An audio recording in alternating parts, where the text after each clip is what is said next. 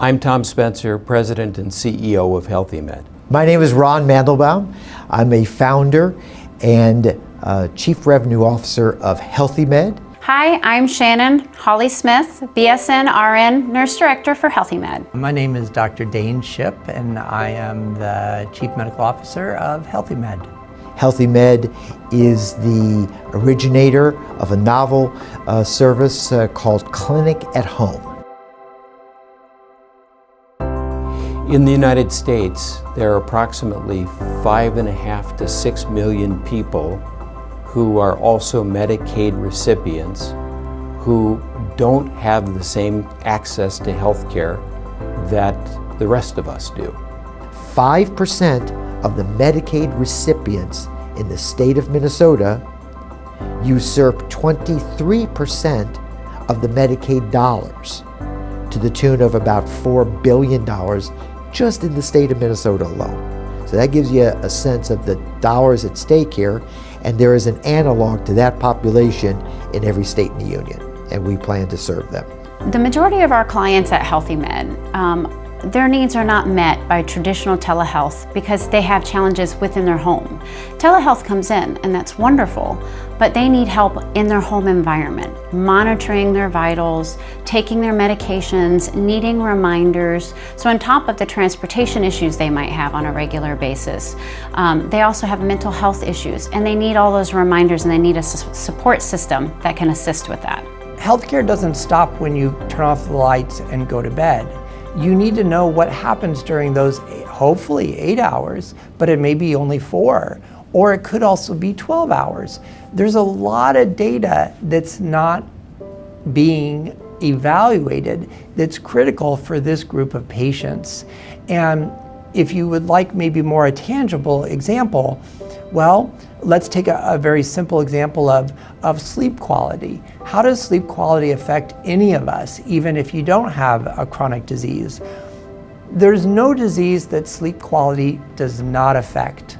Sleep, that's important for us to recharge.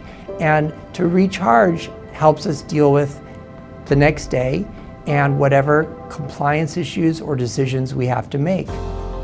These people already have trouble with that.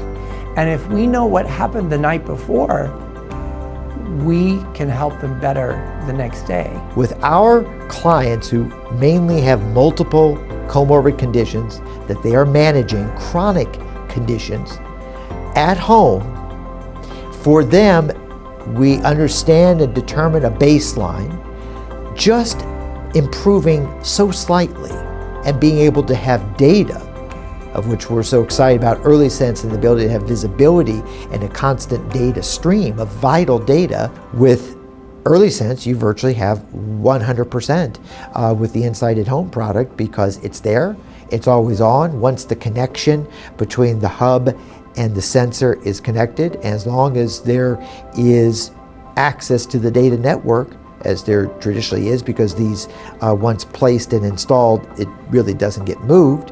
And because it's out of sight, out of mind, the client forgets about it, which is what we hope, it's virtually 100%. So it could be as much as a 50% increase in not only the adherence to a daily flow of vitals measurement, but in this case, there's continuous data points and much higher likelihood we're going to find those clinical markers and be able to have the clinicians make significant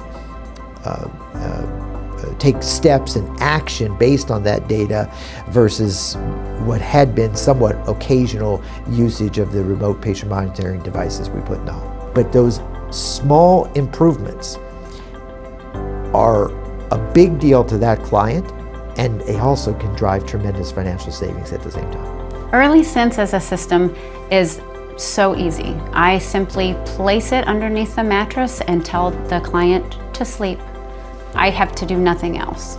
So it's very simple. I can just pull up something on my phone, show them how they were sleeping, their patterns, how long they were in bed for, what their respiratory rate was.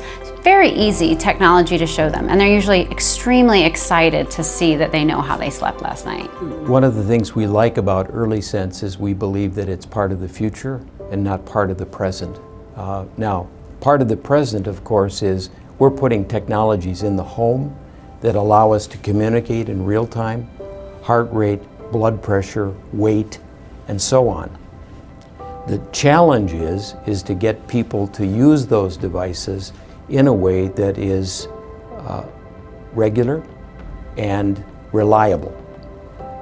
And for many of our clients, regular and reliable is their challenge, right? It's what we're trying to help them change.